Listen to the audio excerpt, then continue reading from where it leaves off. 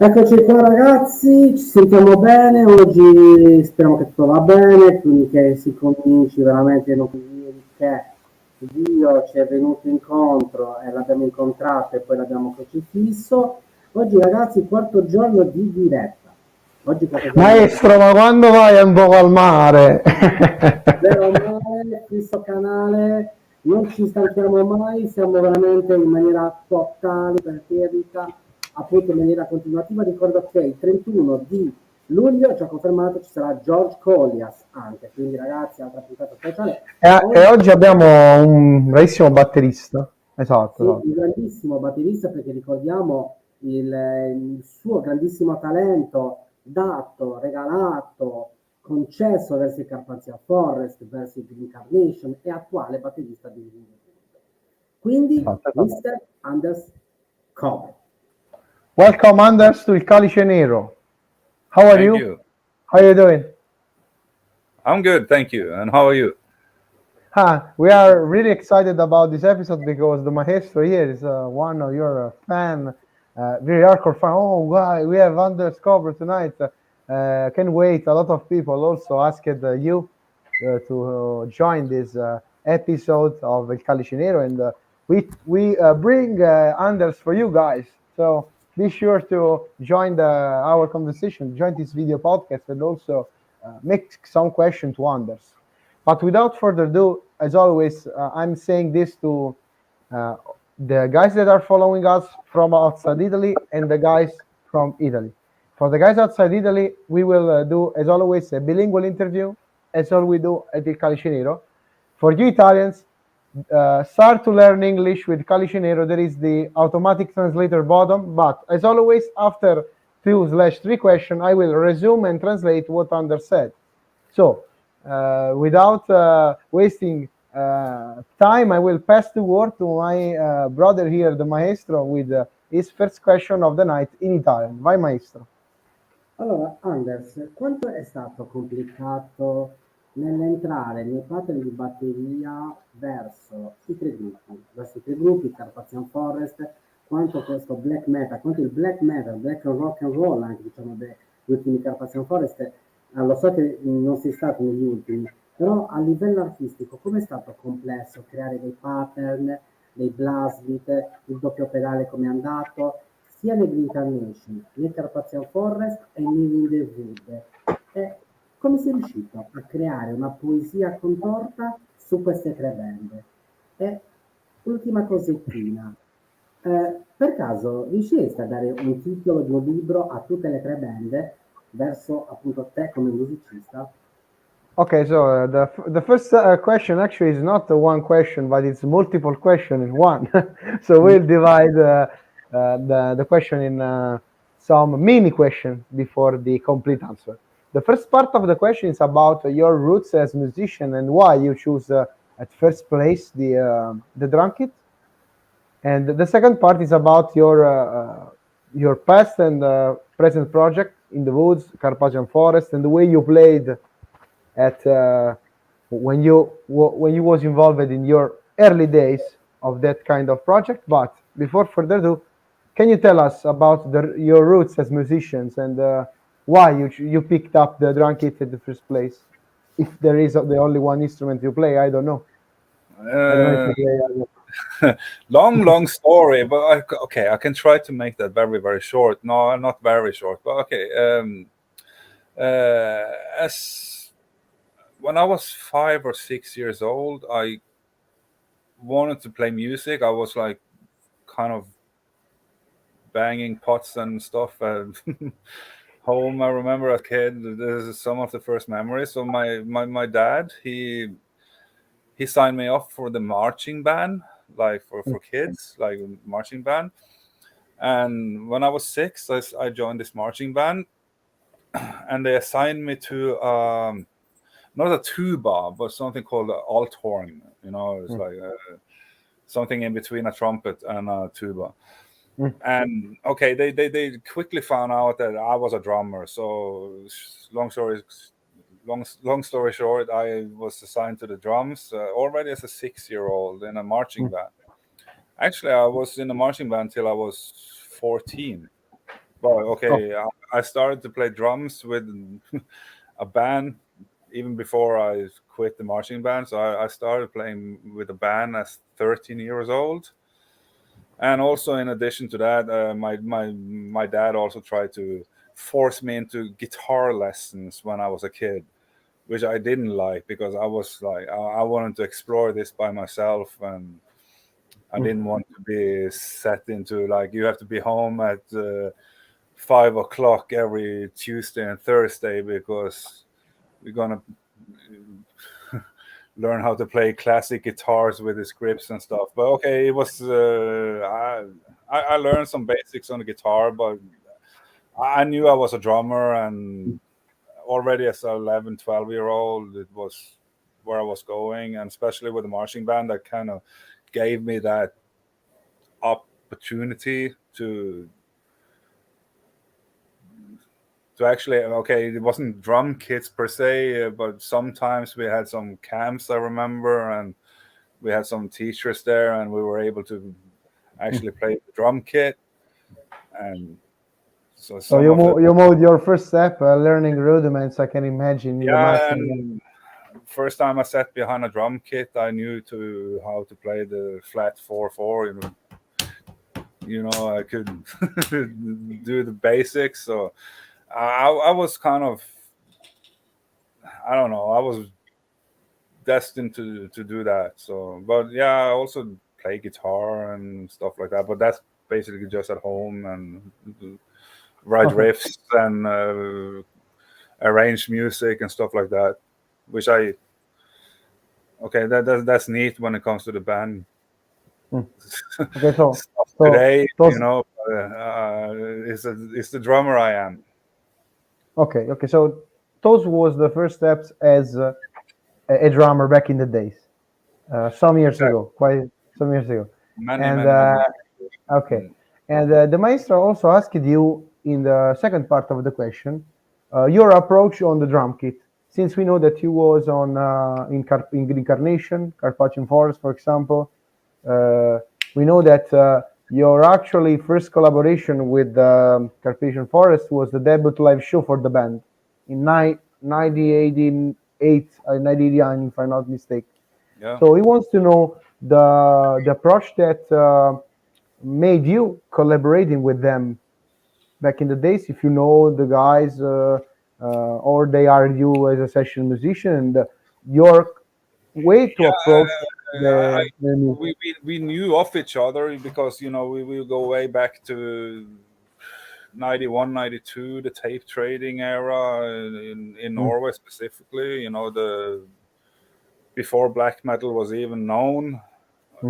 I did In the Woods, and we all kind of tape traded and stuff. So how I come into Carpathian was by chance because Chort, the guitar player, from Emperor and Carnation, I've been working with him for many, many years.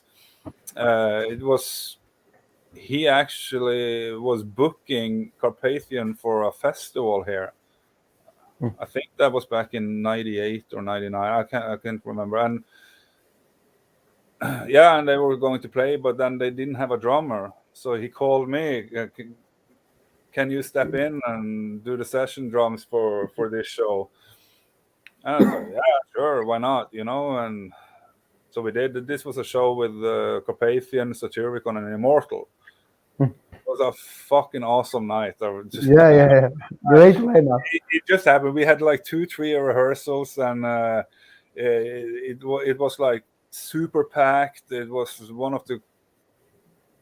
of those days, Okay. Yeah, it was a real happening, and it was like okay. And after that night, it was like so cool. And then they had a show at in Germany, in Berlin. A month later was this, and because the drummer that they had, he couldn't do this one, so that's why I stepped in. But it worked so good with me, and I were like, do you want to do Berlin too in a month? And I was like, yeah, sure, why not? It was Under the Black Sun back in the early days, and that was also super cool. and then from there it just like, okay, can you come and record something? And yeah, okay, why not? And bam, bam, bam. Before he knew it, it was Strange Old Brew, Black. It was He's Turning Blue, 7-inch. It was Morbid Fascinations of Death in just like fucking 4 or 5 days, and at that point it was the point of no return for me. It was like, and then the band was like super massive already. It was just like extremely spontaneous. It wasn't forced. It was just really straightforward. The Maestro said about the rock and roll vibes in the Carpathian Forest. You agree with this? Yeah, it wasn't like, yeah, we went with that. It was like first cut is the deepest. Yeah. We started to record with Terry Refsnes. I remember we were just going there and getting shit faced and just fucking recording live, and it really worked. It was a very, very cool time. And the last part of the question was about your approach as drummer. So between in the Woods, Carpathian Forest, Green Carnation, for example, you are yourself always. So in these 3 projects, you are a different you by playing drums. So you have a different approach, or you just have your own approach that you apply in the different projects you are involved. I'm always just myself, and I feel music. I don't overthink anything. It's with every album I do, and like since early 2000s, I'm not overthinking things. I'm just I don't have to rehearse very long times with stuff. I take things very, very fast. If I hear a riff, I hear a song structure, I know exactly what's supposed to be. And it's very important for me to do exactly what's right. It's not about I have to show off or something. It's for me, it's like the music has to be in focus. Like the whole, yeah, the song is the main. Okay, the main goal is to make a good song. And something is already good, I can make it better. Okay, really cool approach, but also this attitude are quite missing nowadays. They try to do overcomplicated riff patterns, but that's why they miss the true soul of making music. Focus, because the song has always, that's the main thing. And it's just not to about how good you play. You have to serve the whole purpose. Yeah, it's a good answer to just the make music thing, because people have a different approach nowadays. They try to be this complicated, but the true soul of the music is a playable song, not what feel you can put inside. Of course, the more you have technique, is better, but overthink is it's not good for this kind of music. I always say that the best critics I get is when I never get any. If that makes sense. Yeah. I really got your point. Okay, just before the translation and stuff, I just want to ask you, from a drummer point of view, can you name the top 3 albums that a drummer should have in his own library of CDs?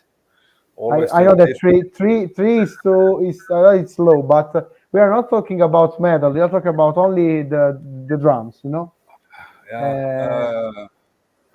So it's good luck. Good luck. You're trying. Okay. What about Apple with Beatles? Pure goodness.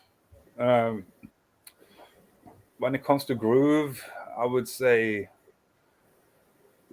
I hold Rainbow in high regard. You can pick your choice. Cosy Powell is one of my favorite drummers when it comes to that. and I mean, I am a. I have to put my soft side to this, but of course, Metallica, Lars Ulrich, Yeah. Right Lightning, Master of Puppets, something like that. Depends on what kind of music, but I mean, I can mention Yeah, I know that it's really strict. just to pick 3 albums is super hard, but Yeah, I know, but it's Deep challenging to know. Purple, Led Zeppelin, come on, it's Yeah. so much. Or you have the sheets of Black Sabbath, so Yeah. yeah, we can name them too.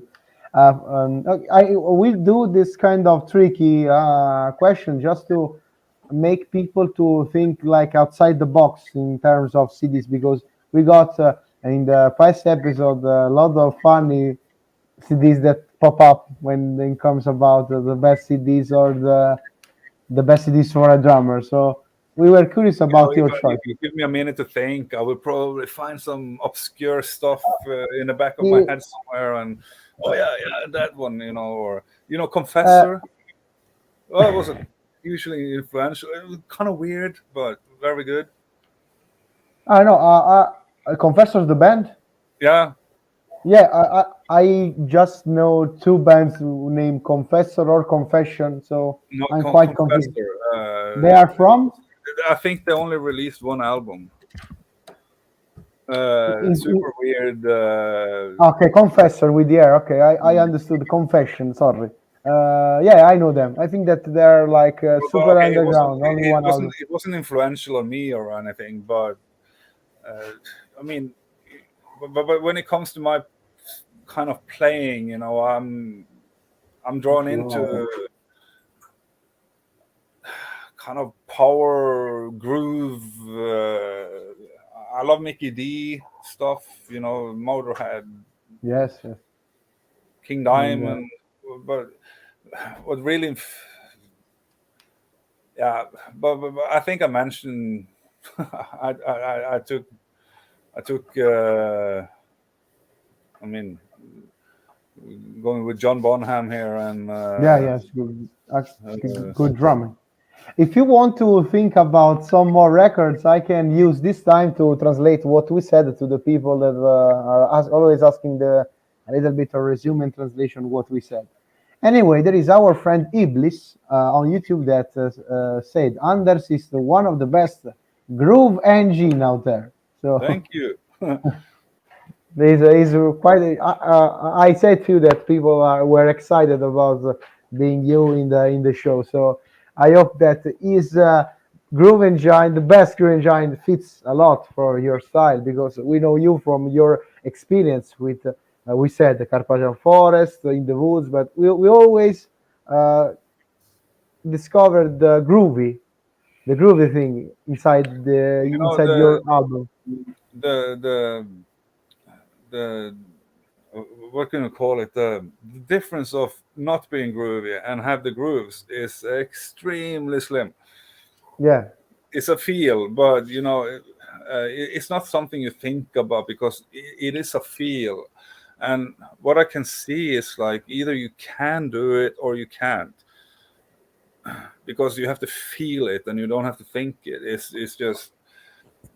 But when I record now, like with you record on click tracks and everything, and then you can see everything on the bars, and stuff. Yeah. And what I do kind of like very systematically is that I'm always a few milliseconds behind the click.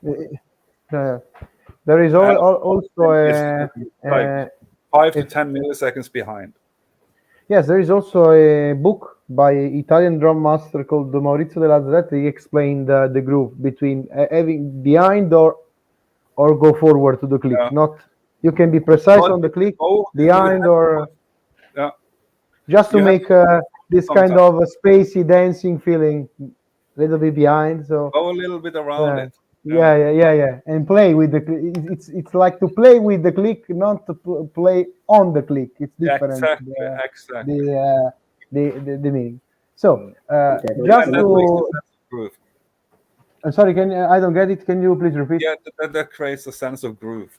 Yeah. This is the main core of what we are saying. It's not being like a robot or a drum machine, because as Iblis said, we are humans after all. So we have to humanize what you are playing, because of course we are Exactly. not on the spot every time. If not, Really. then you can just program the drums on everything. Yeah. We don't you don't need a drummer at all. Yeah. If you want the super tight, it's not. Only aliens, like for example Gene Hoglan or Dave Lombardo, are always super tight, but they are human too. Dave Lombardo is around. Yeah, around. Yeah. In fact, they are human after all, so they can manage the way they play on the click, for example. It's very And soft, very clear to hear when you listen to it. And also But very then powerful. you have this button and recording quantizing, you know. Yeah. Don't touch that. Yeah, it's also not so musical to quantize every little spot. It's good to have the space behind the notes and stuff like that. Okay, just some minutes, a pause for you. Meanwhile, I will translate for the people in the chat that they are asking us to do it, so we'll take some minutes to do it. Ok, abbiamo chiesto la prima domanda delle origini del drumming di Anders Kobro, e ha parlato del fatto che lui ha iniziato a 5 anni in una marching band, quindi ha iniziato con strumento a fiato, poi hanno visto che era più portato per la batteria e l'hanno spostato alla batteria. Lui ha continuato in questa marching band fino ai 14-15 anni, nel mentre aveva anche un gruppo. Per quanto riguarda la questione Carpathian Forest, come ha detto prima il maestro, c'è un'attitudine molto rock and roll e si parla del loro primo collaborazione nel 1998, quando i Carpathian hanno chiamato al festival in cui c'erano gli Immortal e anche i Satyricon, mi sembra. E poi al Black Sun Festival a Berlino, in Germania. Poi comunque si sono trovati talmente bene con Anders che comunque è rimasto per qualche tempo nella formazione, andando a registrare comunque tantissimi album in una maniera molto in your face, come direbbe il maestro. Quindi vado lì, spacco e suono. Abbiamo parlato dei 3 CD migliori per un batterista da avere. Lui è andato un po' in difficoltà perché sono troppo pochi. Abbiamo parlato di Led Zeppelin, dei Beatles, poi abbiamo parlato per esempio anche di Mickey D, per esempio come Cozy Powell, come influenza. Poi abbiamo parlato anche dell'idea di groove, del fatto che l'eroe della canzone, della giornata deve essere la canzone, non deve essere il musicista che magari vuole fare far vedere molto di sé durante un pezzo. Bisogna essere sempre sullo spot per la musica, per creare una buona canzone, per creare qualcosa di memorabile attraverso la canzone.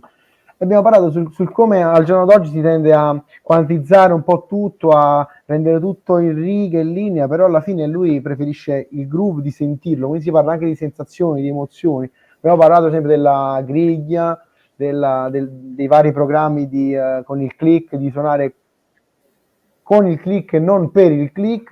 Poi abbiamo parlato della questione del groove, di essere un po' più dietro rispetto alla griglia, per creare quella sensazione di umanità, insomma, come ha detto anche Iblis, per esempio, riguardante il groove, no? Perché poi il groove engine, no? Questa situazione di groove, di suonare il groove, il modo di concepire la musica.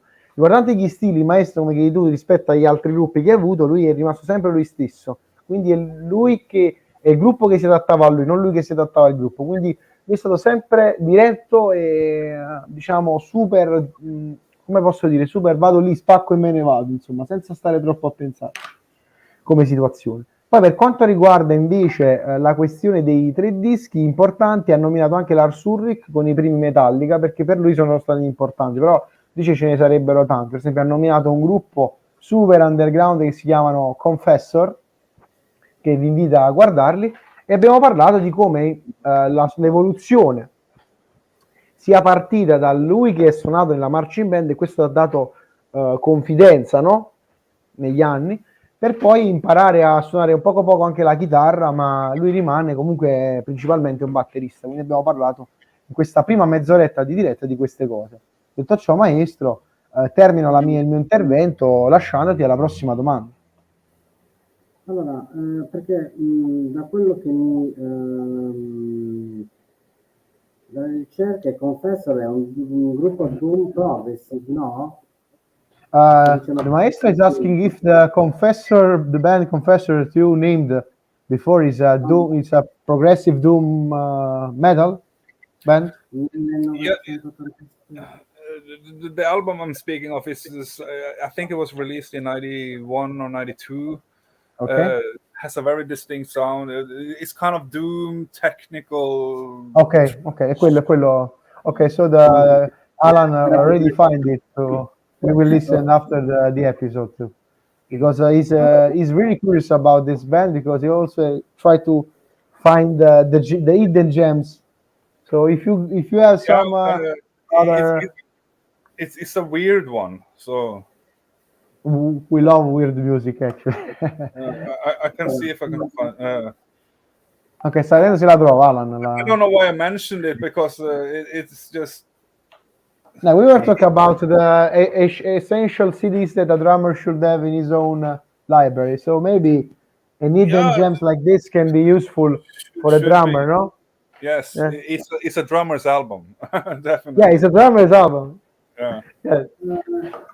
A me mi viene da chiedere ad Anders, quando si sedette appunto nel sibile della batteria, noi Lo nel sgabello. sedilino, diciamo, della batteria, quando cominciò a creare con gli altri musicisti, con Aperti, con i Roger Rasmussen e gli altri, Fuck You All. Fuck You All ha avuto come si dice, aveva avuto molti consensi, sia, infatti come dice Stefano, sia sul black metal ha avuto anche critiche, però da parte mia è stato un disco che ha un tiro micidiale perché si fa ascoltare diverse volte senza avere quella noiosità, perché non ha quella noiosità, assolutamente riesce sempre ad essere al 100% con molta attenzione nell'ascoltarlo. Però Anders voglio capire, quando cominciò a creare i patti di batteria, lui cosa riuscì a vedere, oltre ai musicisti che suonavano con lui? Delle visioni particolari, delle visioni ultraterrene. Adesso, Ok, no, stavo un attimo attendendo che finissi la domanda, Alan, perché di solito quando fai così ne partorisci una lunghissima, però un po' più. Ok, quindi su Facchiolo, no? So Anders, the maestro wants to know some cool episode of you playing and recording with the guys Fuck You All, Carpathian Forest, and he wants to know if if there was a particular chemistry, the rehearsal process of the album. How was to be in the band at those days? If you can recall some memories that maybe of that time you want to share with us. From Fuck You All. Yeah. Yeah. Yes. Okay. Okay. The first thing was okay. In that period, it was like me, Short, not the first, Daniel, and Göran. Okay, it was just 5 of us. Me and Short and Göran lives in the same part in Norway, like down south, and not the first and Daniel. They live a little bit further west at that time. Or actually, not the first or Roger. He lived in Oslo then. So it was only me and Short and Göran that was rehearsing, let's say. So a lot of the album was from Roger parts, not the first parts, pre-productions, which Carpathian for us was a lot of pre-productions. You know, they just recorded with their 4 tracks with some simple drum machines or whatever, and we never had the time to rehearse the songs in the studio or in a place up front. But on Fuck You All, you know, a number of tracks there is actually made by me and Short, like Frostbitten Woodlands of Norway and a few tracks like which me and him and Göran actually prepared before the recording session. But okay, then again, the studio time came, and it was extremely simple, very fast. What happened? No, I was trying zooming you to make people focus on you, actually. Okay. And then it was a very fun session. It was quick and easy, and for me, it usually is. I don't spend a lot of time in the studio doing hundreds of takes or anything. So I'm just doing what I'm supposed to, and before I enter the studio, I know what I'm going to play. It's already stuck there. It doesn't matter. So if it comes from the pre-production or whatever, I know what I'm going to do. And then first take, second take, maybe 3 takes, maybe, but is like this. So I felt like Fuck You All went in very, very smooth, and the mix with, because this is the album where actually Chort and Göran also kind of had their songs included to the material. More than so Defending the Throne of Evil and Strange Old Brew and Morbid Fascinations was more or less only Roger and Daniel, or not so much Daniel, but Morbid Fascinations and Strange Old Brew was Roger and Johnny Noravin. But also the same pre-productions. We never rehearsed. It was just go into the studio. Okay. Drink some beers and do it. Okay. Yeah. And another question that I want to make is, in your opinion, why a lot of people recall this album, Fuck You All, as the greatest album of Carpathian Forest? Because it's always they always, when we announced it during our Facebook page, a lot of people asked, please ask something about that album. Are you aware that about the weight of this album during the years, and the fact that a lot of bands are inspired by that stuff, even if it was criticized? I really don't, actually, because I mean, with Strange Old Brew and Morbid Fascinations, it was pure Carpathian black punk with some ambient stuff in between and stuff like that. But when Fuck You All was released, it didn't get very good reviews at first. It was kind of I know. Was like was misunderstood. Yeah. So that's the weird thing, because it was released and it kind of got like mediocre reviews, and we were like, but I'm in my own opinion, is for me too, it's probably not only the best Carpathian album, it's probably one of the better black metal albums ever made. In my honest opinion, it's just so straight to the fact. It's like bam, bam. Yeah, it's metal as it's supposed to be, brutal, aggressive, and without any kind of piri light thing. Just Exactly, and going and go to hell, everyone. Basically, it's a go to hell. It's a Fuck You All album. Actually, it's a Fuck You All album, and I'm proud to give it that title, because I demanded that title, Fuck You All. I have a story of that too, but that's for another day. So you named the actually. Yeah, I demanded it to be Fuck You All. Yeah. And can you tell us more about? Okay, to begin with, it was some journalist in Germany that accused us for being racists. And then we said, no, we're not racist. We hate everybody. So fuck you all. This is something like that. Something like that. Misanthropic, true misanthropic black people.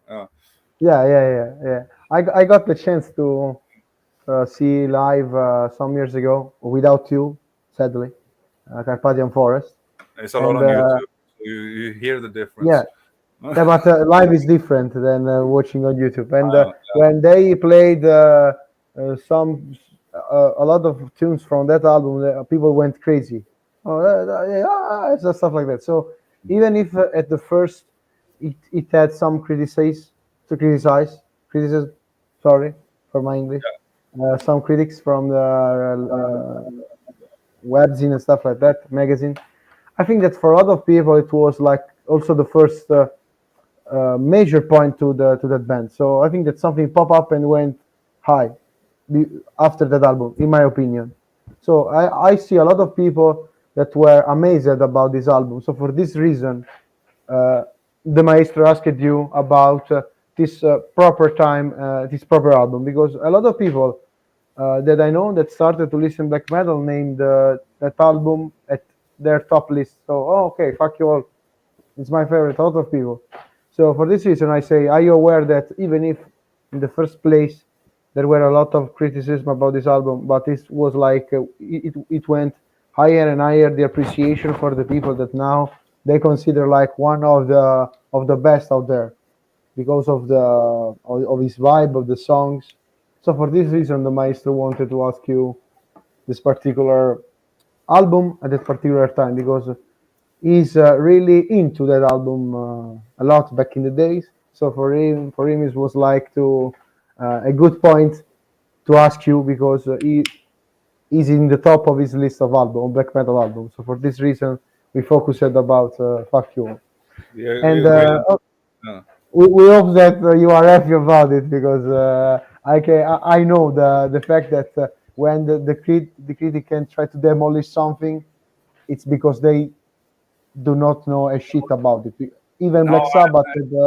Like, okay, we came from Defending the Throne, which was more Yeah, symphonic in a way, and people always expect same of what you already did.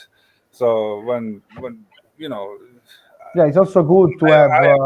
Why do you gonna make an album twice? There's no point. So if you're gonna a new album, something new, something, but okay, you can't change who you are, so the core sound will always be there. So, but sad to say, yeah, it's sort of the last Carpathian album that's been done too, and it's been a while. Yeah, I hope that you enjoy our appreciation on that album too. So, okay. Before the next question, I will just translate, because people, of course, is asking, and we are for you guys. So make also your own question to Anders, that is here for you. So don't be shy, ok? Ok, Maestro, ti traduco subito quello che mi hai detto su Fuck You. Praticamente iniziamo subito con l'ultima cosa che ha detto, perché è molto interessante. Cioè, nel senso che ha detto che l'ha scelto lui il nome, Fuck You dell'album, cioè viene da lui il nome dell'album, Fuck You, da un giornalista che li ha accusato ovviamente di essere razzisti, e loro hanno detto noi diamo tutti, andate a fanculo tutti quanti, quindi che sarebbe Fuck You in italiano. Quindi da qui nasce il nome. E questo spirito molto in your face nasce appunto quest'album, che veniva provato poco in studio, quindi loro parlano di preproduzioni fatte con drum machine, demo registrate in maniera veloce, però quindi preproduzioni proprio, molto raffazzonate, veloci, improvvisate, che poi venivano suonate subito. E quindi anche il tipo di registrazione era molto incazzosa e soprattutto senza fronzoli. Chiamarla cruda è un po' eccessivo secondo me, però ci sta come attitudine. Quindi tutto ciò che aveva in mente l'aveva in mente già da prima, sentendo le preproduzioni, e poi veniva tutto sviluppato in studio. È anche uno degli album che si discosta rispetto ai precedenti dei Carpathian Forest, e che comunque è stato accolto un po' da una critica, però poi, come è successo varie volte, anche quando abbiamo annunciato l'intervista in chat, oppure quando l'abbiamo visti dal vivo, almeno io, molti nella platea di quello che fu la Nation, li ho visti, c'ho lì il manifestino dell'ultimo album, lo guardo tipo ammirazione. Molti, quando hanno fatto brani da quell'album, io stesso lo ammetto in diretta, è l'unico album che ho sentito dei Carpathian Forest, quindi non mi ammazzate, ma li conosco poco, perdonatemi. quando hanno fatto i brani da quell'album, la gente si è presa bene, anche se è stato molto criticato all'inizio, perché soprattutto lui dice non si può fare un album 2 volte, fondamentalmente. Quindi anche l'evoluzione di una band, quella di non replicarsi e sperimentare sempre cose nuove, ecco. Intanto che si sistema con il vaping, ti faccio fare, maestro, la prossima domanda.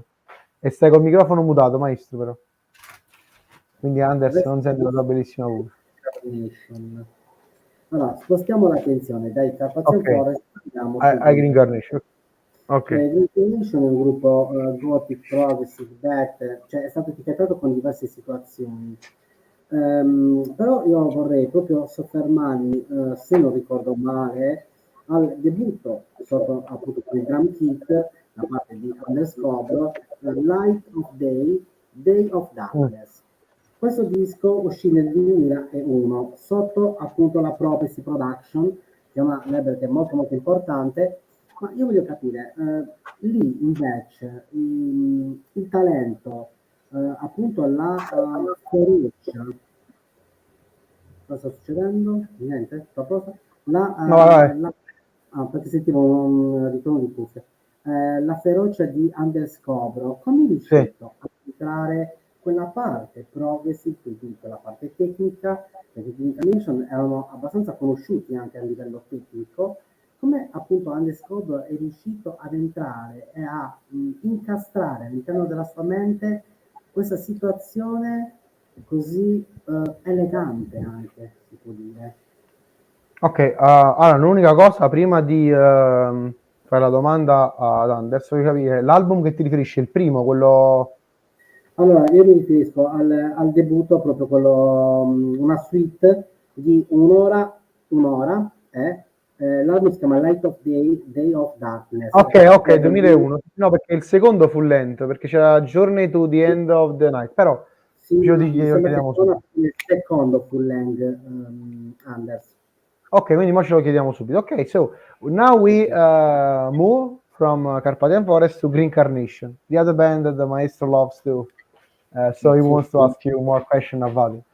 It was no in the woods too, but in the woods is the next part of the question. No, don't worry, we will also ask you, Maestro, what are you in the woods? Ci chiediamo, no? Yeah, I know, but the Maestro wants to make like a puzzle of questions, so don't worry. Step by step. Green Carnation. He's talking about the second full length, if we are not mistaken, Light of the Day, Day of Darkness, 2001. He wants to know, again, your approach as drummer, but also the fact that, in his opinion, you were more elegant, more, how I can say, more sophisticated in a way of playing.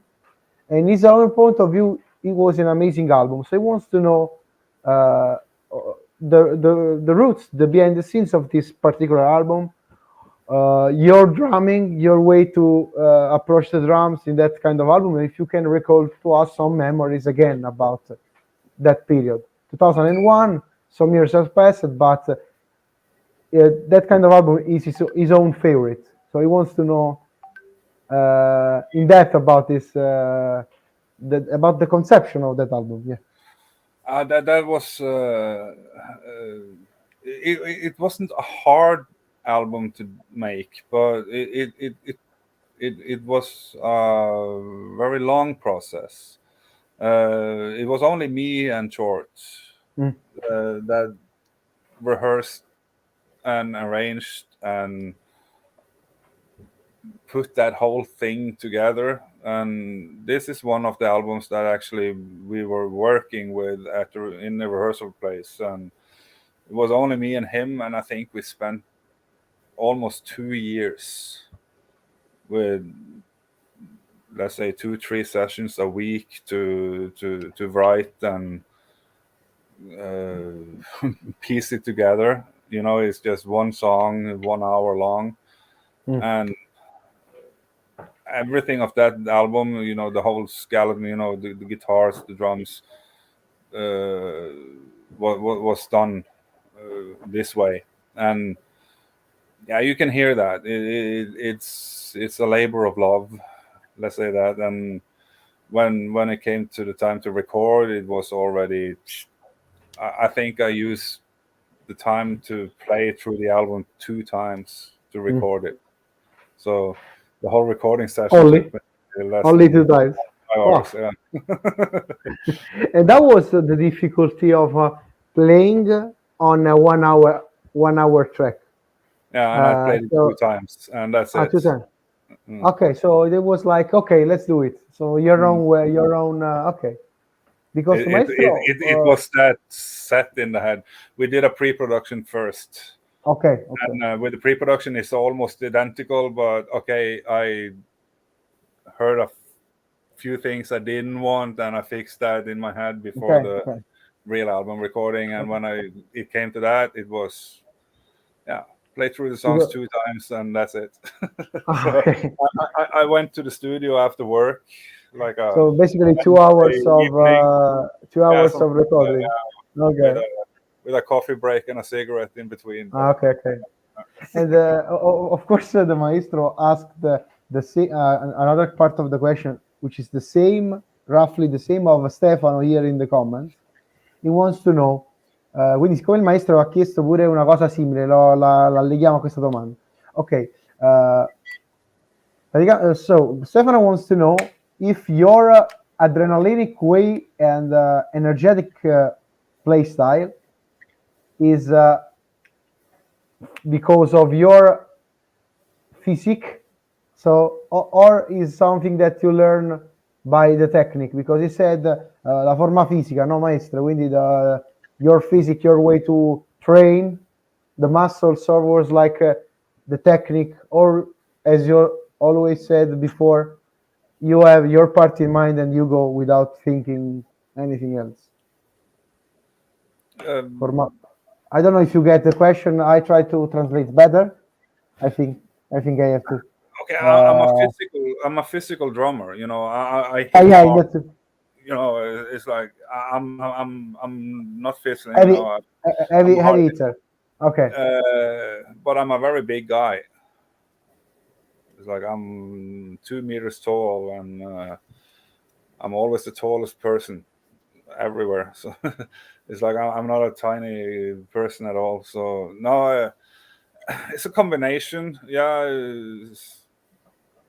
I have. I think also you named some heavy hitters like Mickey D, Cotsy Powell that are elegant but also heavy. So I think that you have their style inked in you, because you of course listened a lot from them. I can recall some influences quite there.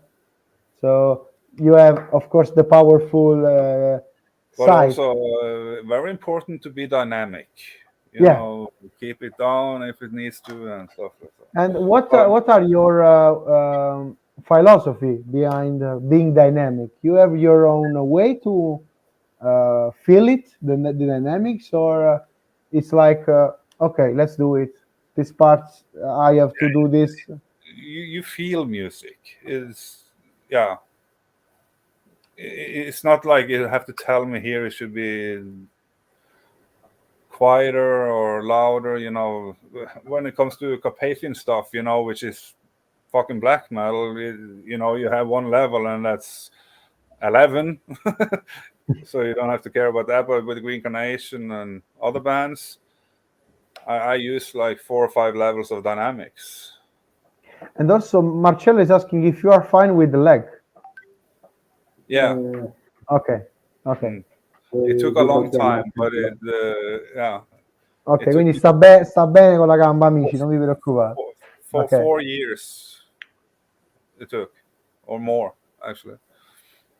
But I also fighting with the feet problem right now, so I can understand the not because of the drums, it's external. No, it wasn't because of the drums for me either, but I think it was I know. Work related. You know, I had an accident, so it was, Okay. We hope that you are fine. So you are confirming that, and we are happy about the fact that you are fine now. Yes. Okay. Translating a little bit, and we have the next couple of questions to you. Allora, praticamente amici, intanto grazie per le domande e tutto. Abbiamo parlato della Green Carnation, che oggi non so pronunciare, non so perché, la suite di 1 ora e 6 secondi, uscita per Prophecy Production, che le sue parti, come sempre, le ha sempre pensate attraverso le pre-produzioni, e ci è voluto solamente 2 take per registrare tutto l'album. Quindi ha fatto 2 sole take. Quindi praticamente un album di 1 ora registrato, almeno le batterie, in 2 ore, con pausa, caffè, pranzo e tutto il resto, per farvi capire lo spessore artistico. Come sempre c'è uno studio con i compositori, erano solo in 2 all'epoca, ed è molto legato a quell'album perché comunque si parla anche di una cosa molto importante nel metal, che sono le dinamiche, il fatto di sentire le dinamiche, che è una cosa molto importante. Mentre con Carpathian Forest, per esempio, ha solo un livello di dinamica, è quello super forte, incazzato, eccetera. I suoi 3-4 livelli di dinamiche sono costituiti in modo tale da dare respiro ai pezzi, quindi è molto interessante la sua concezione, che non va con il fatto ok, vado lì, spacco tutto e basta. C'è proprio una situazione proprio di studio delle parti e le dinamiche, del groove, eccetera, come abbiamo anche parlato prima. Quindi perciò c'è questa eleganza di fondo, come dici tu, Maestro. E che se mi consenti di fare anche una domanda sugli In The Wood, siccome ci sono molte persone che... Adesso facciamo la domanda di In The Wood, tranquillo. Marcello Fogg è il batterista dei Morning Soul, quindi ci segue dalla Spagna, da Barcellona. Che salutiamo. Io apprezzo molto il suo progetto, quindi lo saluto. Anche Andrea, avremo anche Morning Soul. Comunque salutiamo Stefano, Iblis. Ok, ciao a tutti ragazzi, grazie per vedere. Thanks for everyone that are commenting. We hope that you can find this interview quite interesting, but don't worry, we got other questions for Andrea, so please stick with us and don't go away. Okay, don't go away because we have other questions. We hope that Anders can enjoy, because we will talking about as pronounced In The Woods. So, Maestro, about In The Woods, I will let you make the question in Italian so I can translate. Perché Marcello come batterista non scherza. Iblis also said, you are great. Iblis loves Anders, actually. Vai, Maestro. Fidati che meriti, perché sei uno di quei batteristi che ha 2 palle così, quindi... Maestro said literally that you got balls and you deserve all of this love and this appreciation. You really deserve it. So thank you for being here. This is what the Maestro said. Ok, Maestro, vai. La prossima domanda. In The Wood. Ok. In The Wood sono più classe. Tolgono quasi l'aggressività, anche gli ultimi In The Wood riescono quasi a portarti in un mondo visionario, ma allo stesso tempo anche in un ambiente, nel senso in una foresta o in un ghiacciaio o in un fiume. Anders, come sei riuscito con la tua intelligenza batteristica nel creare acqua, nel creare una stagione che si intiseccava in maniera perfetta verso di In The Wood, e allo stesso tempo, se ti chiedo di descrivermi una roccia, come riusciresti a descrivere con le tue bacchette appunto questa roccia? Okay, so the question was, of course, about In The Woods, and he also said that it was he wants to make this particular one because he find a lot of great elements in the music, the elegance of the production, the way of you play, the way of the other musician plays the music. So he wants to know. He also said that In The Woods is a music too particular in a good way for him, that they with the music in the headphones, for example, the music can let you in other places, like a parallel dimension, stuff like that, to be really feeling the music in his own way. So he wants to know the roots of the sound of In The Woods, and also the way of you guys. Also, even the latest records of In The Woods are like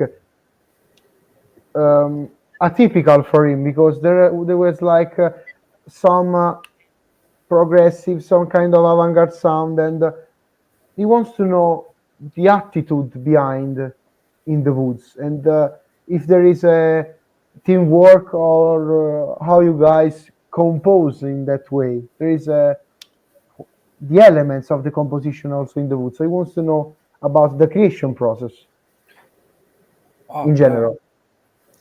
If you are involved too in the that has changed a lot through the times in a way.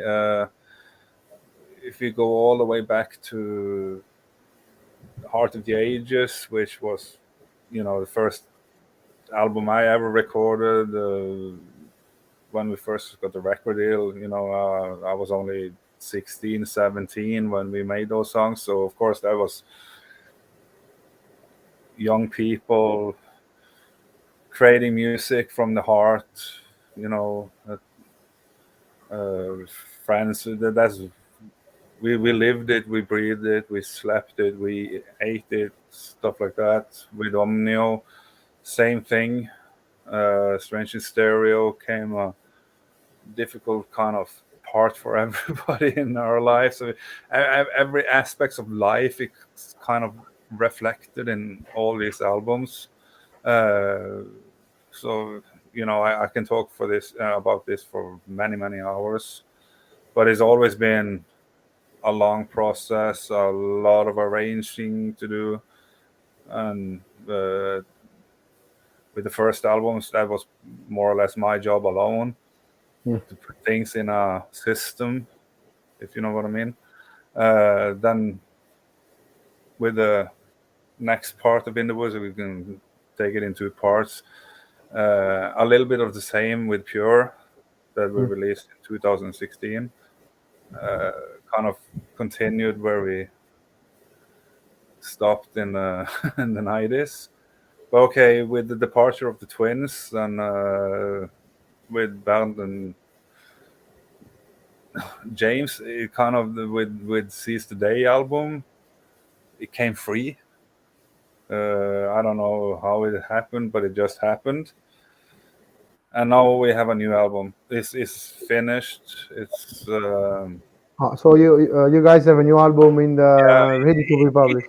We're just weeks away from it's gonna be announced and everything. But yeah, everything is finished. So and you can say a little bit more about the release date, if you can say it to us, of course. We have not got the release date yet. That's the okay. Because when we have the release date, then we can announce it.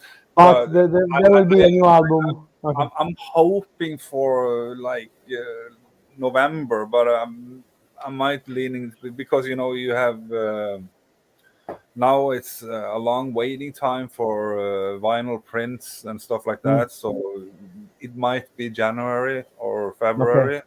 But a new album of In the Woods will be out soon, so people stay tuned. Look here, I can show you. I even have the fucking cover on my phone. Ok, let me zoom. Ragazzi, notizia in esclusiva: Calice Nero, nuovo album degli In the Woods in uscita. Intanto ci sta facendo vedere la cover. No, I'm explaining what is happening. I'm explaining what's happening now. Everything is made. It's done. It's finished. It's new album from In the Woods out soon. Ci ha fatto vedere anche la cover dal cellulare.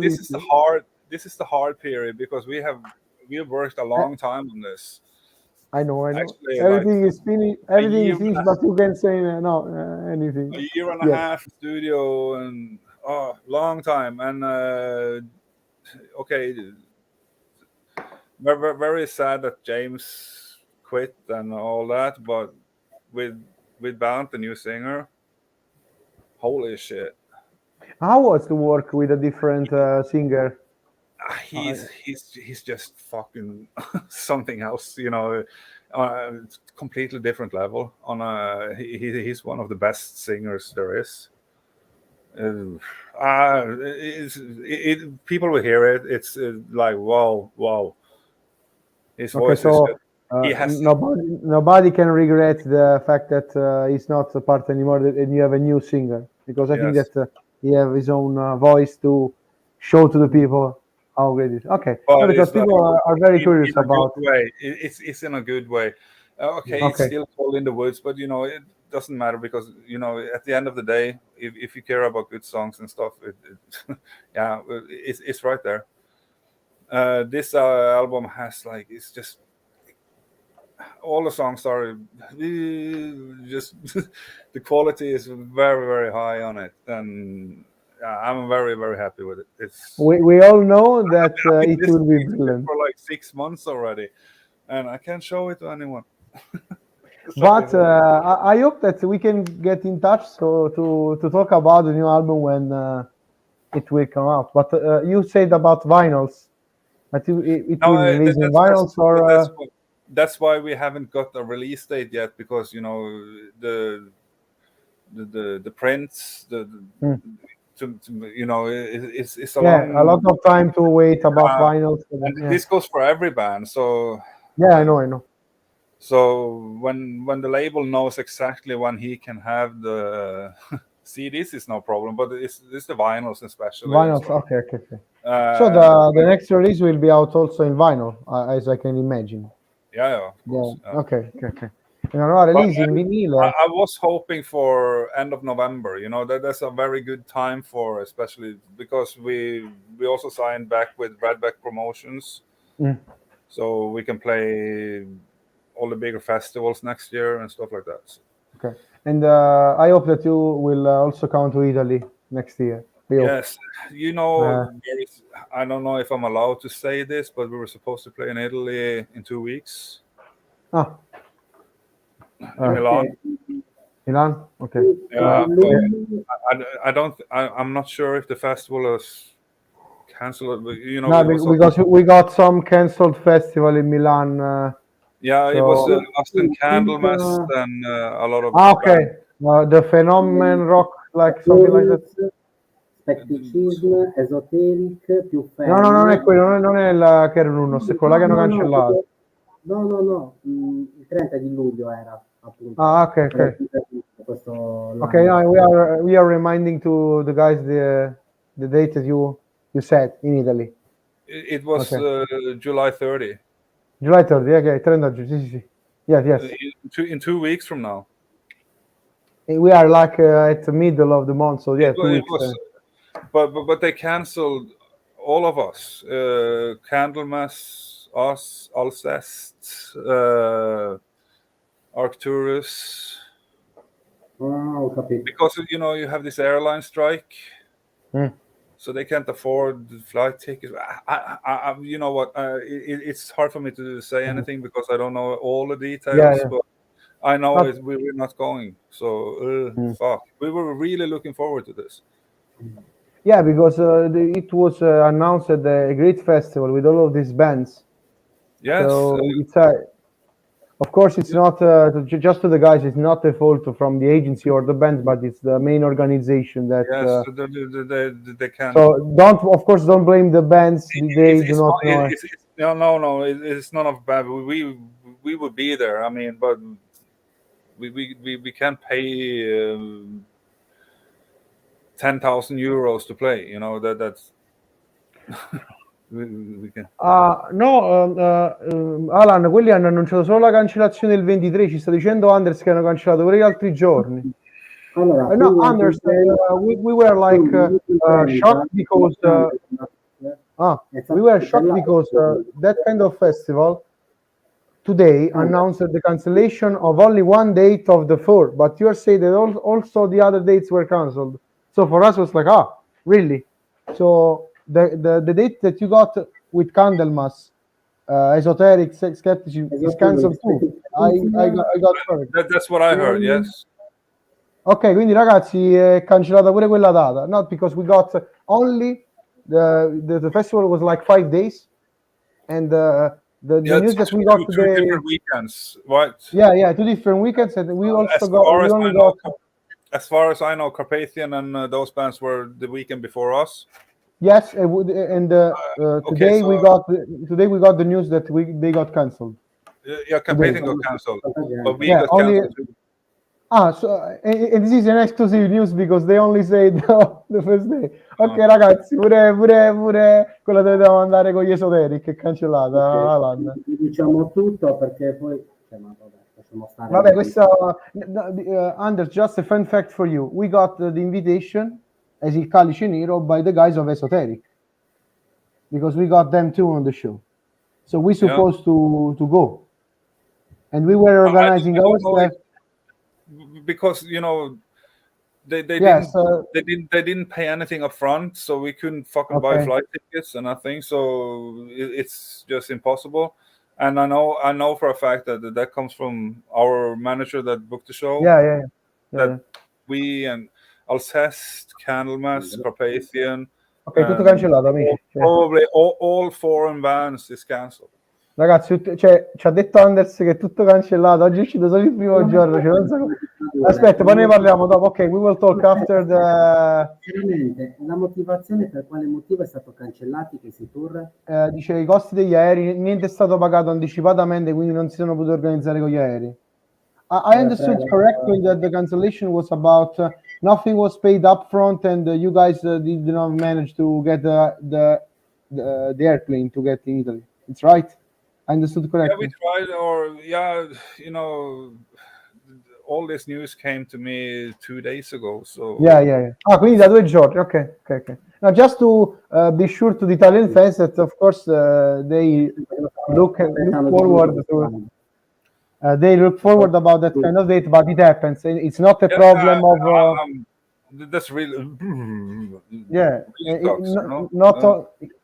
No, ma è bellissimo. Cioè, non so come prenderla sta cosa, amici, veramente. Vabbè.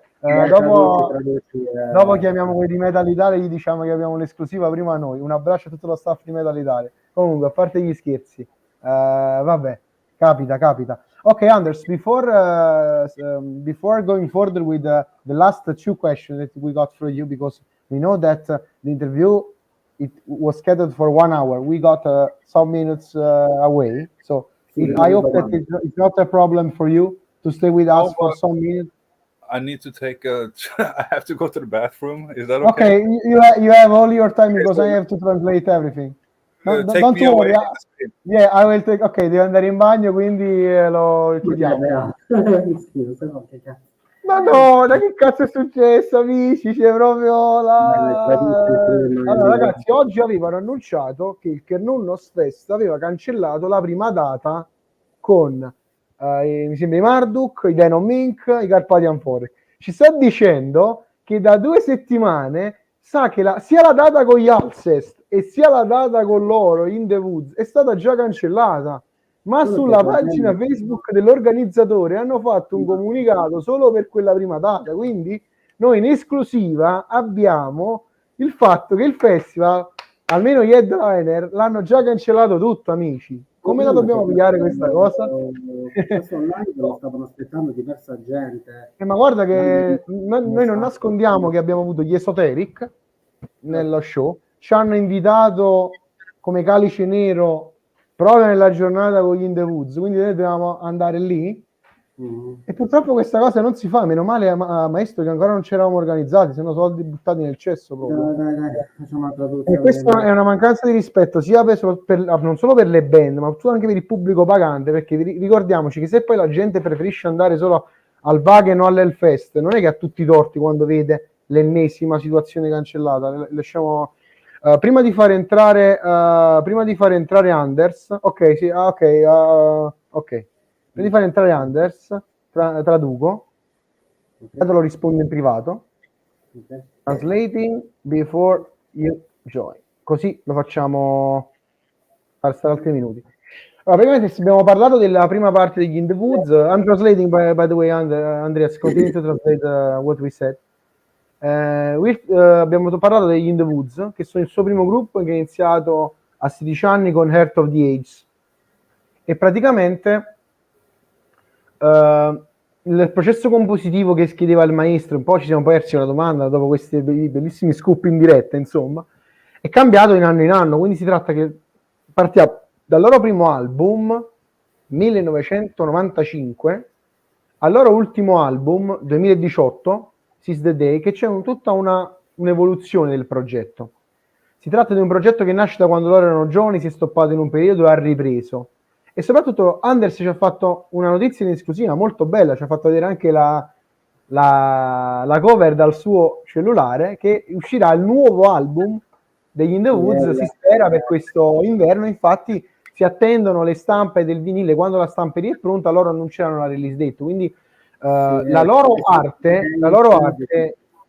esatto, quindi siamo molto anche pieni di hype per questo nuovo album, perché fondamentalmente c'è stato un cambio di formazione importante alla voce, quindi sentirete un nuovo cantante negli In The Woods che a detta di Anders è completamente di livello differente rispetto al precedente, non che prima sia stato peggio, ma comunque ci sarà una nuova rinascita, una nuova, diciamo, linfa vitale alla band. Perché si chiama e abbiamo anche avuto in privato il nome dell'album in esclusiva. Il nome Can I say to the guys the album name, or I have to keep? Ok, in exclusive for il Calice Nero, the new album title is called Diversum, and we are really happy to know it because we are really looking forward for the new release. Vai Maestro, dici. Il nuovo frontman si chiama Bern Filstead. Ok. Suonava appunto nei Suspiria, scusate, e nei Guardian of Time.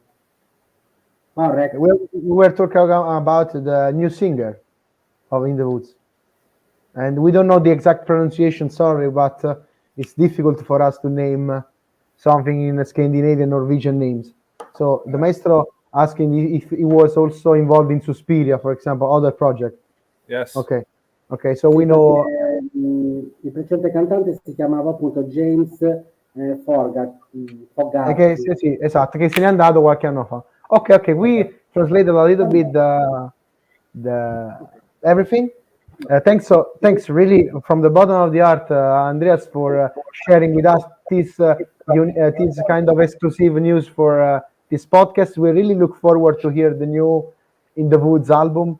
And a fun fact, we, as me and the Maestro, were supposed to be in that festival, so we probably we could have the chance to meet in person, but it was not happening. So next time, we try to catch you in Italy. But don't worry, guys, that the In The Woods are collaborating.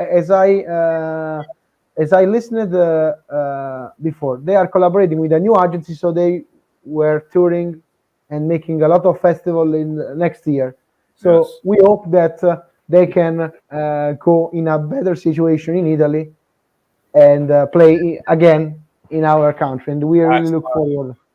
It has to be made up for, and this is totally out of our hands. Yeah, we know. It's not a fault of agency management. It's about organization, flight, and stuff like that. So.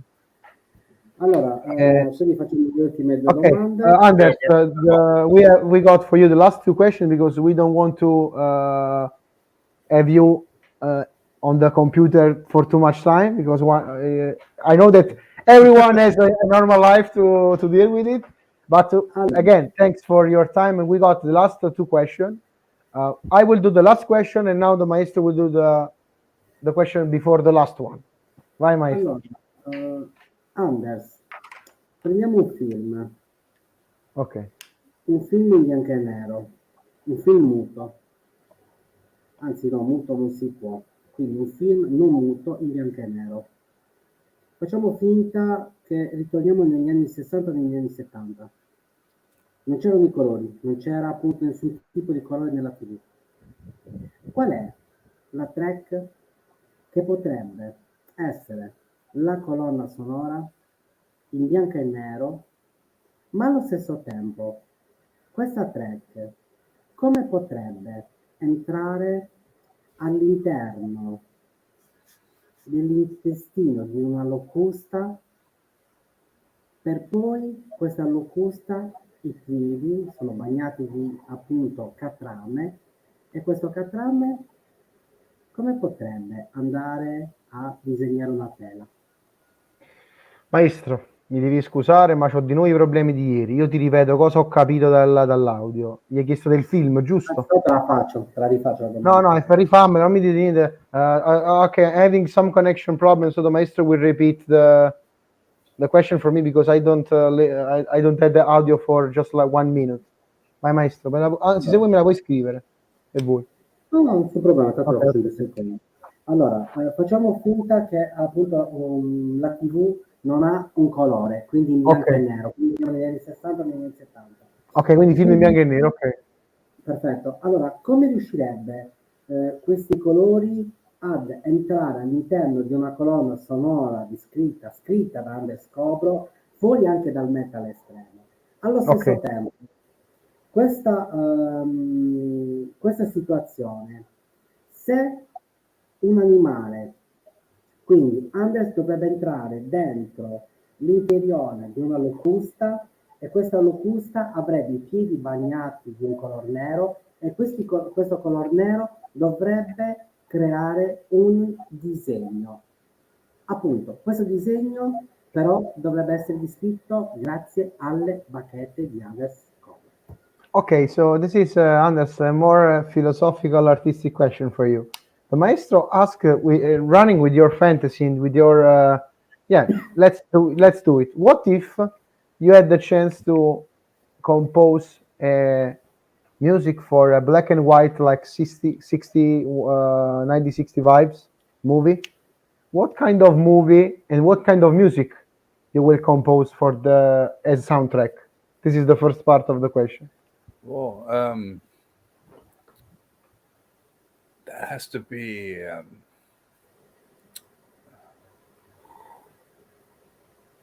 very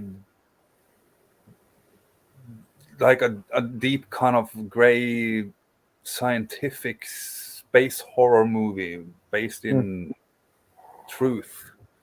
Think the new James Webb photos, you know, with some extremely beautiful, melodic, haunting, kind of Pink Floyd,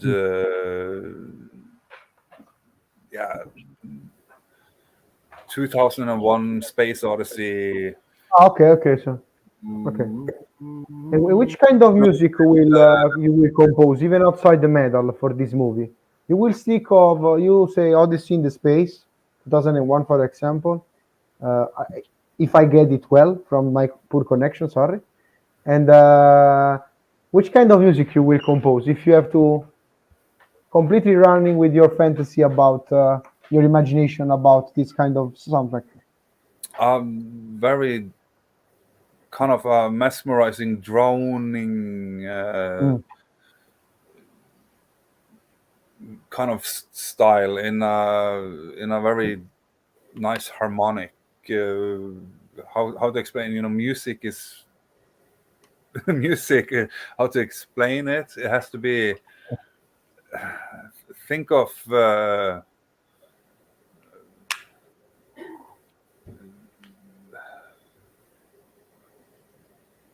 Like in Pompeii with actually distortion near parts,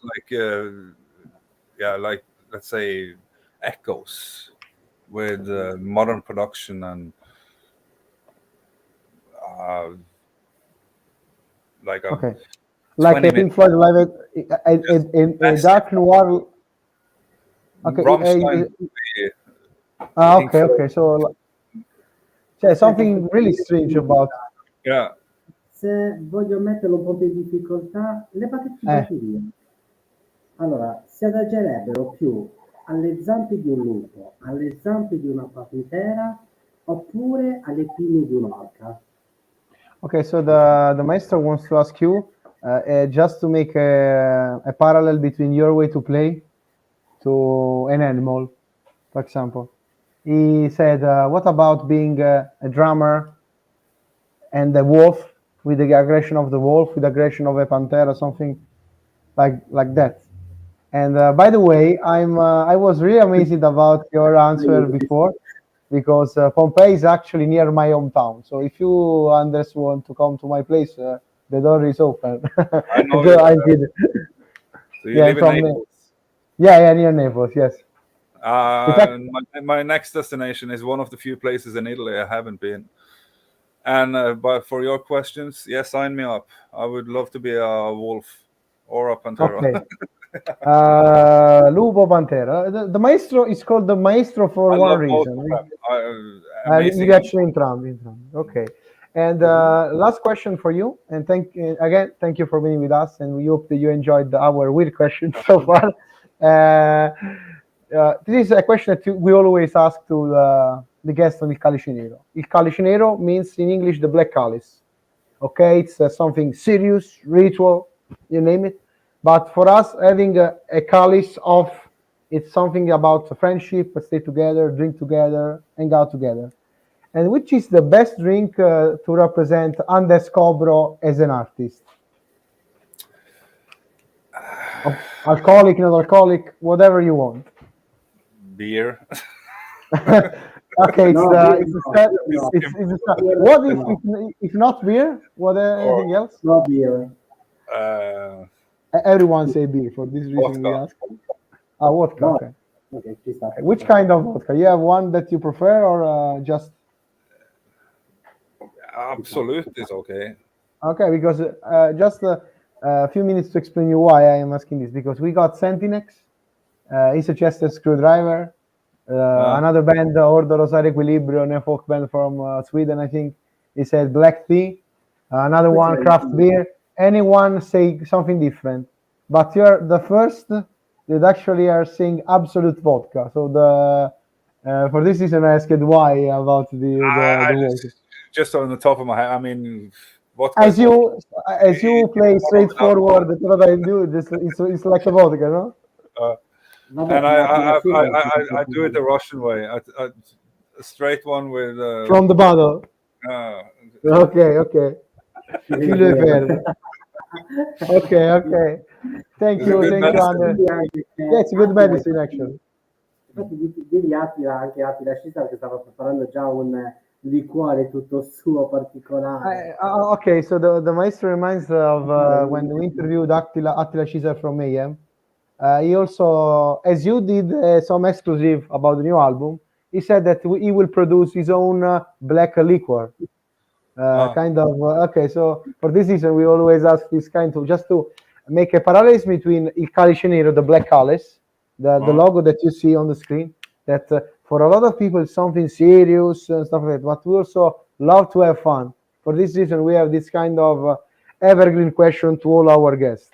Okay, yes. Absolute vodka for Anders, that we thank him for his time and for the exclusive news about the new album that will come out. I will repeat myself again. The new album title is Diversum.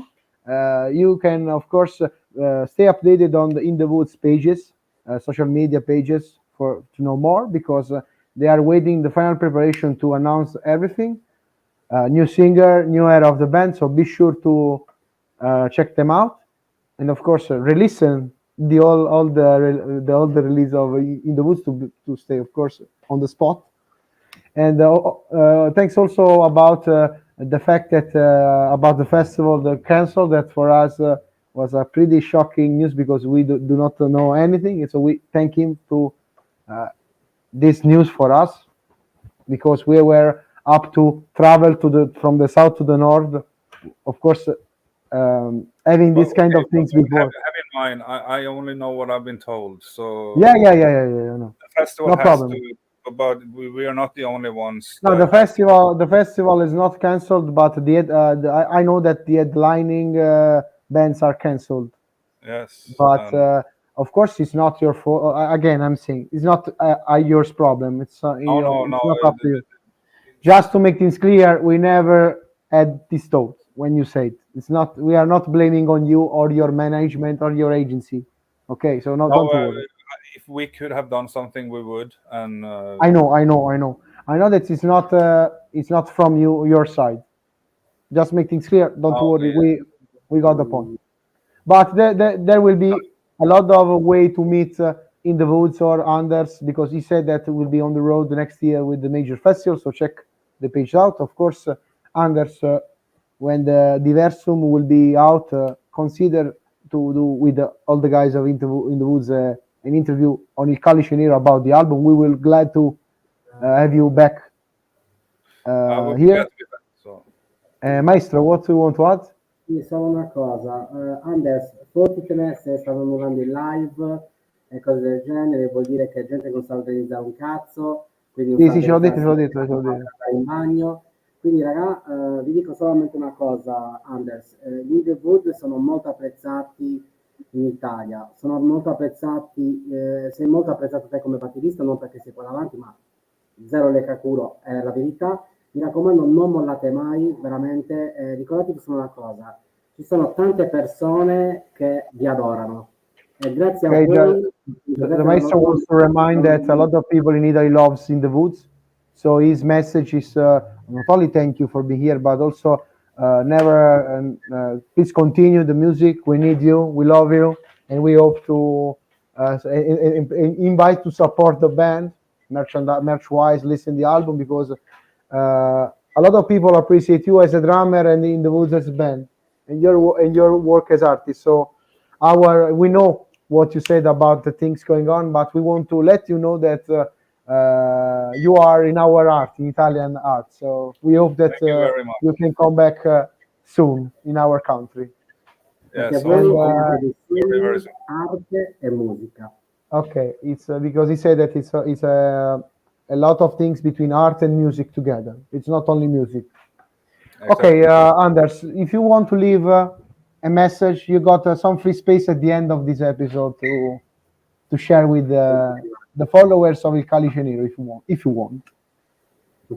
And it's just thank you for sitting here for 1.5 hours with us. And if you did, I'm very grateful. And if you didn't, I understand. So everybody, and thank you very much. Appena che assolutamente riavverti qua. Sì, ce l'abbiamo detto. You're welcome, Anders, and have a nice rest of the evening. And thank you again for have the patience to answer our questions for 1 hour and a half. So thank you for I hope you got some answers. And a lot actually. Thank you very much. Thank you very much. Bye Ciao. And have a good night. Arrivederci. Ciao. Ok. Bye. Ok, grazie ad Anders Kobro, amici, tanti birra della bevanda del maestro che sta a piano nastro azzurro. Maestro, falla vedere su in camera così chiediamo sponsorizzaci. Sponsorizzaci, product placement, vai. Allora, ringraziamo Andres per aver condiviso con noi delle notizie in esclusiva. Purtroppo una un po' negativa. Io sono rimasto come il coglione perché ho letto solo di stamattina l'annullamento della prima giornata del Kerlunnos. Invece dice che da 3 settimane sa che tutti i gruppi headliner, quindi amici che volete andare a vedere gli Alcest, amici che volete andare a vedere gli In the Woods, i Candlemas, amici che volete andare a vedere Marduk, Dark. E ma come la mettiamo nome che la sappiamo noi prima degli altri? Cioè, facciamo una clip, succede il casino del totale, insomma. Però ma figurati che quando c'era il live Belfegor, Orna dove? In Carnation, mi sembra a Milano, se non trovo male, mi sembra che era a Milano. Io l'avevo già saputo prima da Helmut di Belfegor e poi me l'aveva confermato anche di Orna. In Italia non si sapevano ancora un cazzo in questa cancellazione. Guarda, allora io non voglio dare, cioè, se non conosco le situazioni non mi permetto di giudicare, però da quanto ho letto nei commenti su altri portali, comunque l'organizzazione era risaputa che aveva fatto delle situazioni in passato. Non voglio dire altro perché non vorrei essere chiamato in causa, perché sinceramente se gli altri fanno le figure di merda mi dispiace in quanto italiano, mi sento italiano più o meno anch'io. Lo sai che a me non mi dispiace perché finalmente fanno vedere che cos'è l'Italia molte volte. E mi dispiace perché ci sono tante persone che se lo meritano in Italia, perché come abbiamo detto ieri con gli Adomega, no? Cioè poi io posso anche capire, no? Chi dice vaffanculo le feste in Italia me ne vado all'estero. Cioè che gli vuoi dire più? Cioè dopo questa cosa, cioè annunciamo un tipo il Phenomen Rock, 3 giorni, fighi, un sacco di band cancellato. A sto punto facciamo una sola, organizziamo anche noi gli eventi, comunque, cioè, Alan, come ben sai, eventi sempre di medio livello, abbiamo fatto negli anni anche, come si chiama, sia Blade, sia il terzo cantante che il primo cantante di Iron Maiden, è Sofuso, scusate la giornata di oggi, esatto. Abbiamo fatto anche artisti abbastanza, a Napoli, abbastanza di spessore quando avevamo l'associazione attiva, prima di Volt Lab, quindi parla Impatto Rock, eccetera. Adesso riprenderemo, non vi preoccupate, come Volt Lab, il loghetto che vedete a fianco al Calice. Però ecco, noi non ci siamo mai spinti più del dovuto, conoscendo i nostri limiti. Io voglio capire che motivo c'è mettere 40.000 headliner e poi annullare l'evento. Quindi ragazzi, in esclusiva per tutti quanti voi, gli headliner del festival, Alcest, i Candlemas, In the Woods, Skepticism, Esoteric, tutti cancellati, tutti The Ocean, tutti cancellati. 30 e 31, e poi soprattutto rimane la data dei Dark Funeral, quella dei Capiteti, dei Rotting Christ, che non si capisce se ci sia ancora o meno. Intanto 23 è cancellato, è uscita la notizia oggi, il 30 è stato cancellato, ce l'ha detto Anders Kobro adesso. Rimaniamo un po' in online per le conclusioni finali su questa cosa, cioè, non lo so come prenderla sta notizia. Cioè, un altro po' ci sto più... Maestro, dove sei finito? È scomparso il maestro. No, un altro po' ci sto più male io che non che non si fa, piuttosto che quelli che lo organizzano un altro po'. Che vi devo dire? Cioè, veramente sono... Noi dovevamo andare, in realtà, lo diciamo pubblicamente, gli Esoteric che abbiamo avuto nel programma ci avevano invitato. Anzi, noi ci volevamo anche andare a prescindere. Però... Comunque ragazzi, gli altri cancellano, noi andiamo avanti. No, perché il maestro, no, il maestro è l'unico sardo a cui non piace andare in spiaggia. Quindi ve lo sorbite pure ad agosto. O no? Io preferisco l'inferno. Sì. Perché a me vedere qualcuno lì per vedere tanto guarda, che vi dobbiamo dire, amici, che vi dobbiamo dire. Infatti, sai qual è? Che ho visto il video e ho pensato da subito che fosse una pagliacciata. Guarda, in realtà poteva essere una gran figata se vedevamo i nomi. Però tra il dire e il fare c'è sempre di mezzo il mare, il problema è quello, quindi purtroppo vabbè, non ci mettiamo nei meriti di persone, personaggi, attori e interpreti che sinceramente pagheranno le loro conseguenze, che vi devo dire. Io rimango solamente triste per il fatto che... Noi possiamo parlare quanto vogliamo, anche se poi no, è inutile che ne parliamo, c'è come sparare sulla Croce Rossa, Alan, cioè che cazzo vuoi dire più? Cioè che cosa vuoi dire più? Cioè, c'è rimasto veramente solo l'agglutination come festival. Cioè, che vi devo dire? Allora... Sono molto triste, è una rabbia di tristezza, perché sinceramente, ecco, i vari quando abbiamo fatto Paul di anno abbiamo fatto un evento un giorno, perché il budget avevamo per quel giorno, non è che abbiamo fatto 5 giorni con la speranza, capito? Con la speranza di quagliare quei costi, no? È una cosa che mi fa molta rabbia, perché poi si dice sempre che l'Italia non è... Allora, prima ci leviamo da mezzo queste persone poco chiare che fanno parte del nostro ambiente, meglio è, perché poi ci rimettiamo tutti quanti noi, fan, gruppi, addetti ai lavori che si comportano bene. Però parliamoci chiaro che purtroppo in Italia molte cose non le sanno fare, parliamoci chiaro che in confronto a... Poi c'è anche la questione burocrazia italiana che entra in gioco, che è bellissima, perché voglio solo ricordare una cosa che è successa nella mia terra, un festival punk hardcore, insomma alternativo, è stato attenzionato dal Ministero dell'Interno solamente per la musica, il festival, come si chiama? Mi devo ricordare il nome, Festina Lente si chiamava, ci stavano Iette e Merda, Inaga per esempio, Nebule, amici miei che saluto, ci dovevano stare gli RFC, quindi punk, un po' mischiato. È stato attenzionato dal Ministero dell'Interno che avrebbero fatto i controlli e quindi hanno dovuto annullare. Sì, infatti quando cominciano così ministri dell'interno, bla bla bla, poi alla fine non succede niente, qualcuno si caga Ah, sopra. boh, non lo so, quindi abbiamo una parte una burocrazia del La cazzo. politica entra all'interno dell'arte, è meglio che Sì. Proprio diventa prodotto, non diventa prodotto, cioè diventa prodotto artistico, cioè prodotto di consumo, non prodotto artistico, però ma non poi apriamo succede- questa parentesi perché no, ma poi veramente succede io sempre. sono, ripeto, non perché ci hanno invitato, dovevamo andare o per altro, ma immagino tutte quelle persone che magari avrebbero, Che cosa se avevamo preso i biglietti? diciamo, eh, Chiesto permessi quelle di persone, lavoro, chiesto esatto, permessi di lavoro, che già il lavoro non ce n'è, il problema è quello. eh, Perché poi colpa di coglioni uno passa per scemo, non è neanche colpa sua. E magari questo concerto alcuni lo stanno aspettando da una vita per passarsela con amici, per passarsela in tranquillità, a bersi una birra, a conoscere i propri beniamini. E poi... Comunque ragazzi miei, belli, Campfire 19, A The Gates 21, 22 Special Making of Music. Poi Margrave ritorna, Margrave Anarca ritorna sul Calice Nero per... amici, sarò impegnato stavo scrivendo a una mia amica che aveva preso i biglietti per Galcest, gli ho scritto mo. Comunque, a parte scherzi, no, io sarò impegnato all'insegnamento della batteria di un campus di ragazzi, che si va dalla prima media alla prima superiore, anche a pargoletti delle elementari.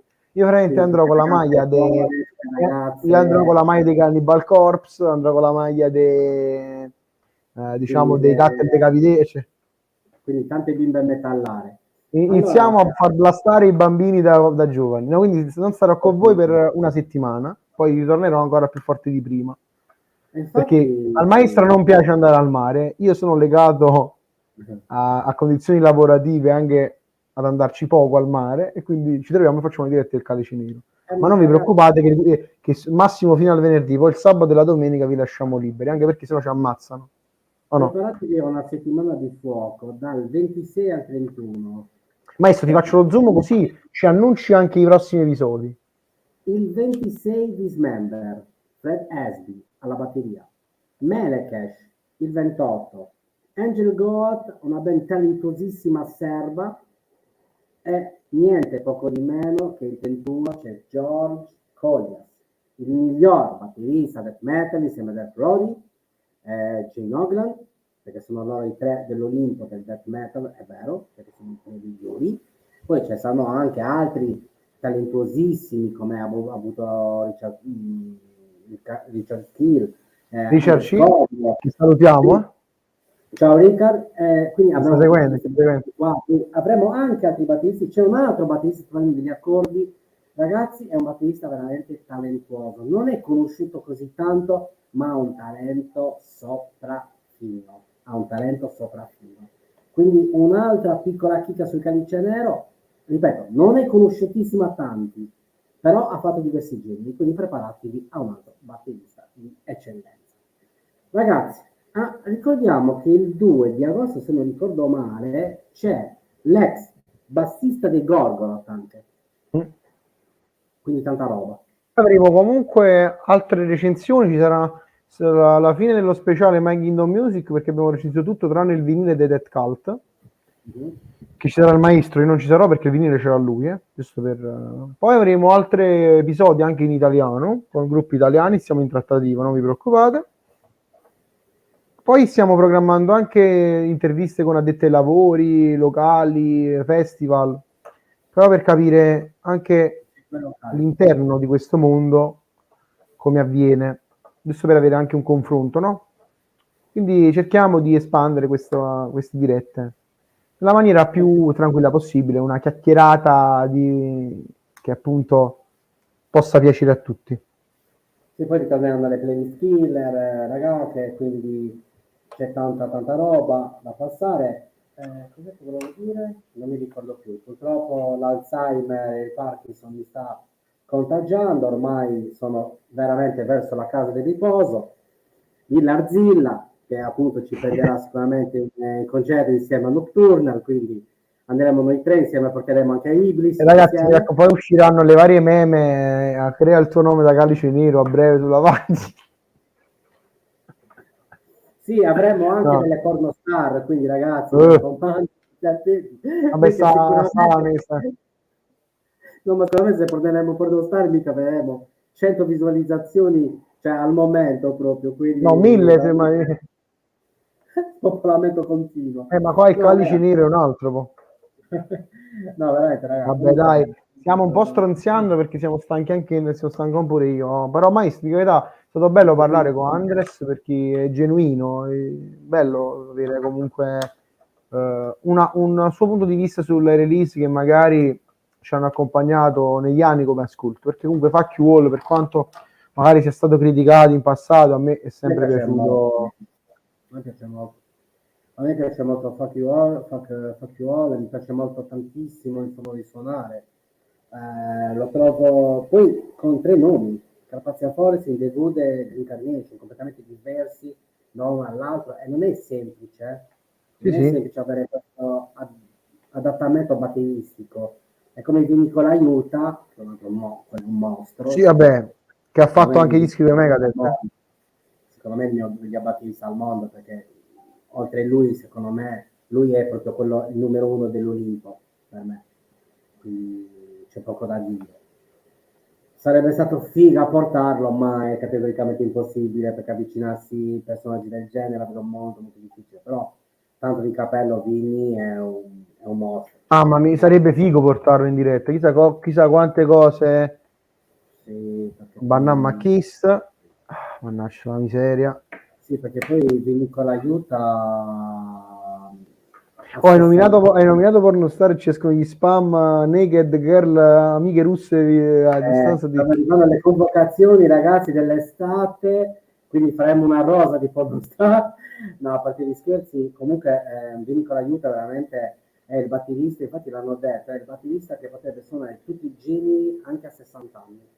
Perché io Sì, mi sì. sembra di sentire i doppio pedale che suona anche lui, a volte poi le cose che fa è completamente veramente fuori controllo. Infatti aveva fatto anche un video Rafael Sain, che salutiamo Rafael, il zio Rafael, che aveva fatto, se non ricordo male, una situazione su Nicola Aiuta, appunto, Sì. perché seguite anche Rafael e il suo canale perché è veramente una figata. Sì, poi lui è come è stato con noi, tranquillo, diretto, super disponibile. Cioè...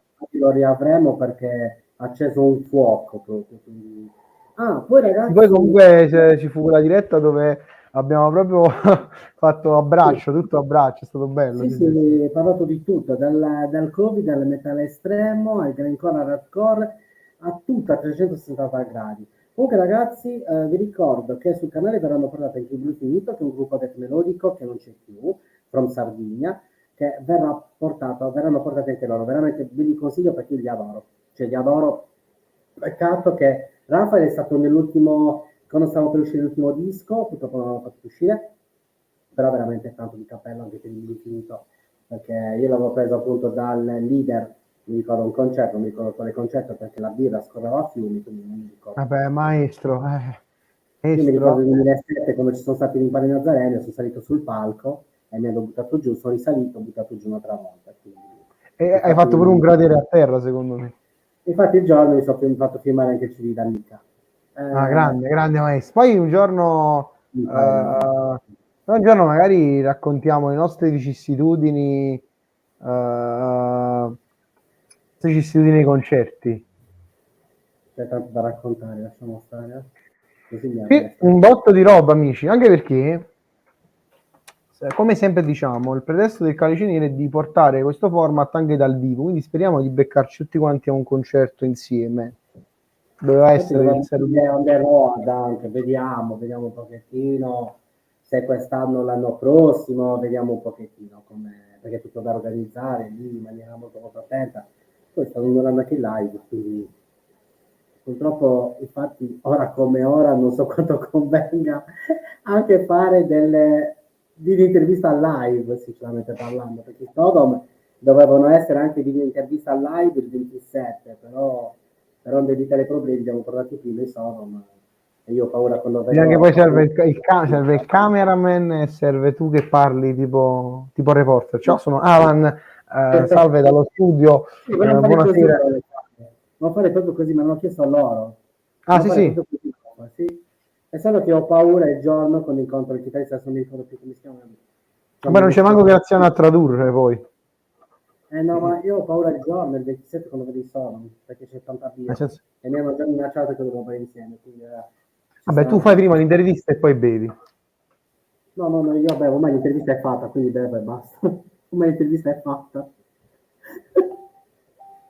Oh, poi può darsi che sul Calice Nero esca una intervista improvvisa, chiamo un attimino Margrave, proprio 2 secondi a scambiare 2 parole proprio veloci con loro, come è andato il concerto e tutto, può succedere che cosa del genere, ma proprio in giro di 20 minuti, non di più, quindi una situazione lampo.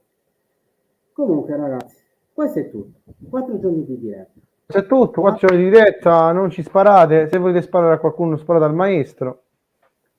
La mia bottiglietta di occasione per essere super green friendly, anche se questa ve le fanno col cazzo con green, però lasciamo perdere. Detto ciò, battute squallide a parte, lascio sempre le parole a te, maestro, per le ultime, per il tuo epitaffio, no? Allora, aspetta. Allora, i 4 giorni, sì, i 12 giorni di intervista, un cazzo. I 4 12. giorni di intervista, immagino i 12 giorni, mica un modo. I 4 giorni di intervista sono stati con il Mattianac, salutiamo Arelis, gli diamo un bacione grande, un abbraccio forte. On Scapt, Lindom gli mando un abbraccio, veramente un grandissimo.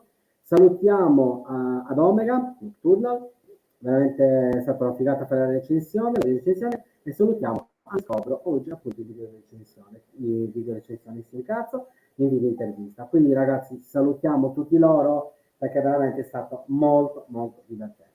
Saluto il Margrave Anarca. Aspetta che arrivo, eccoci qua. Ti saluto anch'io maestro, grazie sempre per la compagnia, grazie a tutti quanti voi per essere stati in diretta con noi. Invitiamo a condividere, mettere mi piace e far divulgare il verbo del Calice Nero. Io mi assenterò per lavoro, campus musicale, ringraziamo l'associazione Artea di Linturno. E che altro devo dire, maestro? Grazie sempre per rendere speciale ogni appuntamento del Calice Nero. Buona bevuta a tutti, di qualsiasi cosa state bevendo, buona continuazione di serata a tutti, grazie per la compagnia. Codice d'onore è sempre quello. Aspetta, facciamo fare il maestro. Aspetta, il maestro c'ha l'autisco, io c'ho il purputiello. Allora, vai. il codice d'onore è 000. La morte ti renderà liberi, non sto scherzando, perché solamente la morte ci porterà veramente cururi e orgasmi totali. Quindi ragazze, seguite. That is the martyr of beauty, come dicevano i Detti in June. Perché ragazze, veramente raggiungerete l'orgasmo più totale. E ricordate una cosa, il grande spettacolo non si fermerà mai. Non abbiamo raggiunto ancora l'apice con il Calice Nero. Non pensate che a gennaio facciamo un anno di podcast, quindi vorrei dire. Se non ci sparano prima. Vediamo un po' cosa si può fare proprio per l'anno. Vediamo un po' cosa si può fare. Vediamo. Comunque ragazzi, buonanotte, au revoir.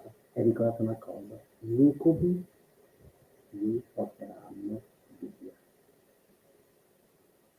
Buonanotte a tutti. Stay Calice.